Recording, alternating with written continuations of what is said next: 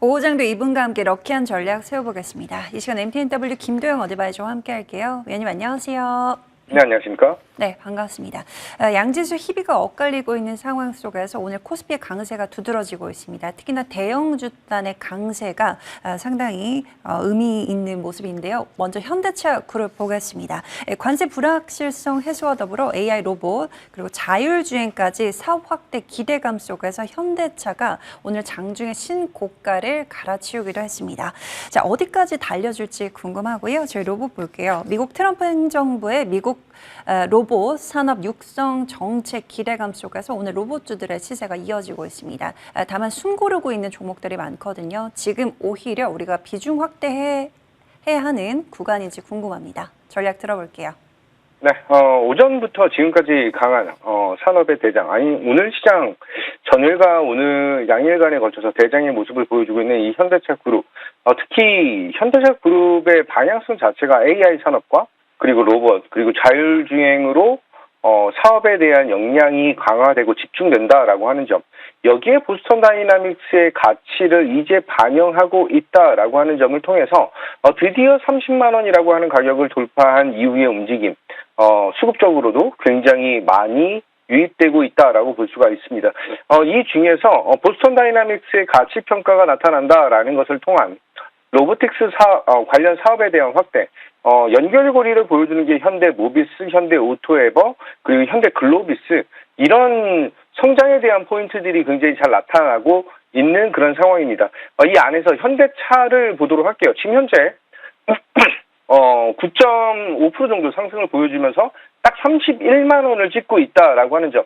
자, 차트를 보면서 말씀드리면 8월 28일 날 제가 우리 럭키세븐 방송에서 현대차에 대한 포트 비중 확대를 안내를 드린 그런 종목이죠. 이 구간에서 목표 가격을 35만 원을 안내를 좀 드렸는데, 이제 30만 원 그 근처까지 갔다가 시장의 조정으로 인해서 26만 원 터치, 그리고 12월 달에 이 현대차 그룹 자체가 시장의 대장으로 완벽하게 올라오고 있는 그런 모습을 보여주고 있다라고 보시면 될 것 같아요. 여기서 이제 그룹사의 캐시카우적인 역할, 그리고 제네시스 시리즈, 다시 한번 출시 기대감을 반영한다라고 하는 것과 보스턴 다이나믹스까지 감안한다면 성장에 대한 모멘텀은 여전히 매력적이다라고 말씀드리겠습니다. 목표가 35만 원 유지하면서 홀딩하도록 하고요. 로봇 섹터에 대한 상승이 오전장이 굉장히 좋게 나타나다가 지금 현재는 차익 실현 매물을 좀 소화하고 있는 그런 상황이다라고 보시면 될 것 같아요. 트럼프 행정부의 로보틱스 산업에 대한 정책적인 드라이브, 그리고 스마트 팩토리, 그리고 휴머노이드, 휴머노이드 헬스케어 관련된 종목들에 대한 상승 탄력이 굉장히 잘 나타나고 있는 그런 상황이죠. 국내는 특성상으로 보스턴 다이나믹스를 가지고 있는 현대차 그룹, 그리고 이 보스턴 다이나믹스에 납품을 하는 회사나 MOU를 맺은 기업들의 추가 상승 동력이 굉장히 강하게 잘 나타난 오전장이다. 하지만 오후장에 들어와서는 이제 원전이라든지 아니면은 다시 도약하고 있는 이 반도체 섹터로의 자금 흐름이 순환매적인 측면이 나타나면서 로봇 섹터는 단기적인 차익 실현 매물을 소화하고 있는 그런 모습이다라고 보시면 될 것 같아요. 저는 특히 이 로봇 섹터 안에서 액추에이터 관련 종목들의 흐름에 주목하자라고 말씀을 좀 드리고요. 그 중에서 대장 종목은 현대 모비스도 있지만 로보티즈가 지금 현재 시장에 대한 대장격인 흐름을 잘 보여주고 있다라고 볼 수 있습니다. 특히 8월 초반에 안내드린 것과 다시 한번 11월 중순 정도에 제 공략에 대한 포인트를 잡아드리면서 목표 가격 35만 원까지 상향을 시켜드린 종목이거든요.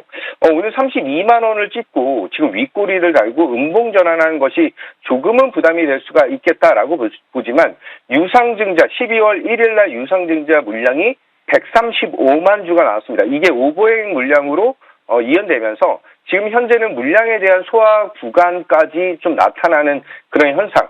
오히려 이격을 벌이기보다는 5일선에 대한 지지 여부를 확인하고 이격을 크게 벌리지 않는 것이 이후에 추가적인 상승 모멘텀으로 작용할 가능성이 굉장히 크다라고 말씀드리고요.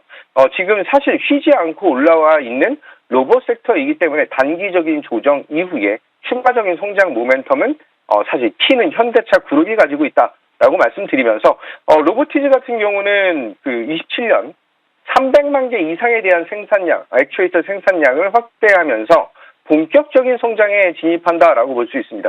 차트적으로도 지금 현재의 가격이 전 고점에 대한 지지를 확인하고 있는 그런 구간이다라는 걸 감안한다면 끝난 것이 아닌 한 템포 쉬었다 가는 그런 구간이다. 이렇게 말씀드리도록 하겠습니다. 네, 오늘 오후장 공략주로 현대차 그룹을 가져오셨는데요. 포인트 한번 들어볼게요. 네, 오늘 안내드릴 종목은 현대글로비스. 현대차 그룹에서 현대글로비스를 추천을 드리는 것은 정말 오랜만이지 않을까라고 말씀드리겠습니다. 현대차도 추천을 드렸고, 현대모비스도 안내드리고, 현대오토에버도 안내를 드렸죠. 지금 현재 현대글로비스가 풀스택 물류, 그리고 로보틱스에 대한 서비스 회사로 진화에 대한 과정을 겪고 있다라고 하는 점. 그래서 자동차, 그리고 배터리 소비재, 바이오를 통해서 스케일을 업하고 있는 그런 모습은 상당히 고무적인 상황이다라고 볼 수가 있습니다. 로봇, 그리고 AI, 디지털 트윈, 물류에 대한 병합까지 나타나면서 동사는 스마트 물류 플랫폼사로 변화에 대한 모습을 보여주는 것은 상당히 고무적이죠.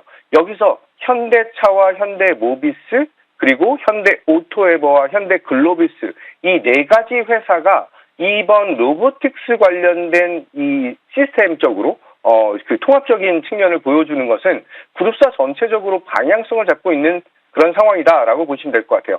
자, 차트 보면서 말씀드리겠습니다. 올해 6월 달부터 상승에 대한 모습을 보여줬는데 이제 10월 말에 강한 상승력 이후 조정이 나타났죠.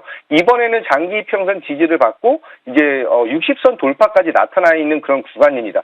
전일자 강한 상승을 나타낸 것을 물량 소화하면서 18만 원에 대한 안착에 기대감을 가지고 있는 그 모습은 상당히 매력적이다라고 말씀드리고 1차적으로는 전고점에 대한 라인업을 형성할 수 있는 20만 원을 안내를 드리고요.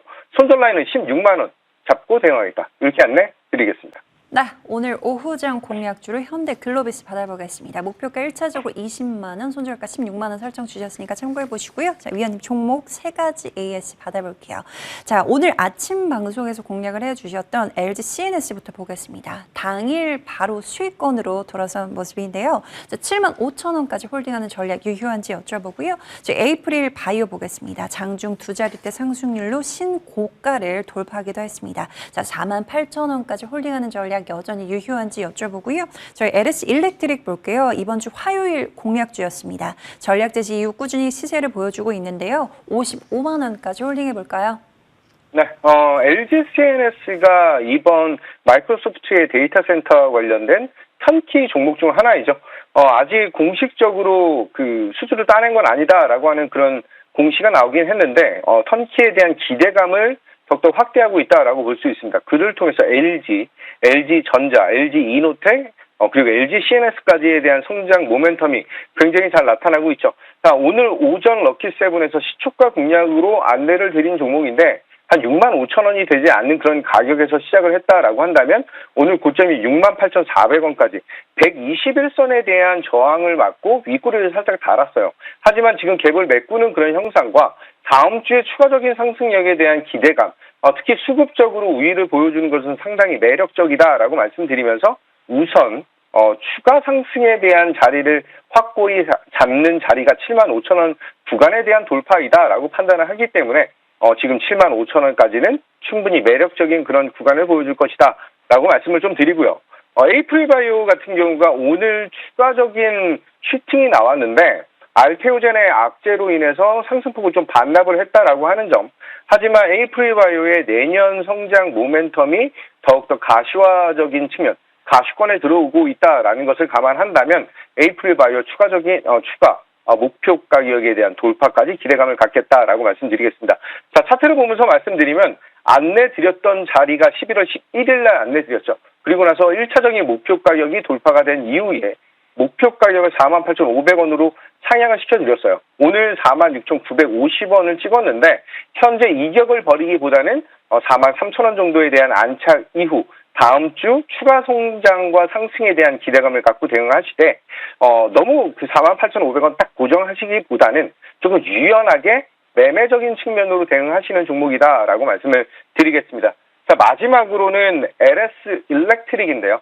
11월 달에 11월 말이죠. 다시 한번 제가 공략에 대한 포인트를 잡아드린 종목인데 이번 달 2일에 추천드린 종목이 이제 드디어 50만 원에 대한 돌파 여부가 나타났다. 이 반도체와 에너지 그리고 원전 이 전선 이쪽에 대한 니즈는 글로벌적으로 쇼티지 부족 현상이 더욱더 극심화되고 있다라는 걸 감안한다면 50만 원 안착 이후는 이제 다시 한번 머리를 제대로 들 수 있는 그런 구간에 위치해 있다라고 말씀드리면서 목표가 55만 원 홀딩 유지 안내드리도록 하겠습니다. 네, LG CNS는 7만 5천 원까지 홀딩해 보도록 하고요. 에이프릴 바이오는 매매적인 측면으로 대응해 볼 필요가 있다라는 포인트. 그리고 LS 일렉트릭은 55만 원까지 홀딩하면서 극대화해 보도록 하겠습니다. 네, 지금까지 MTNW 김도영 어드바이저와 함께했습니다. 말씀 고맙습니다.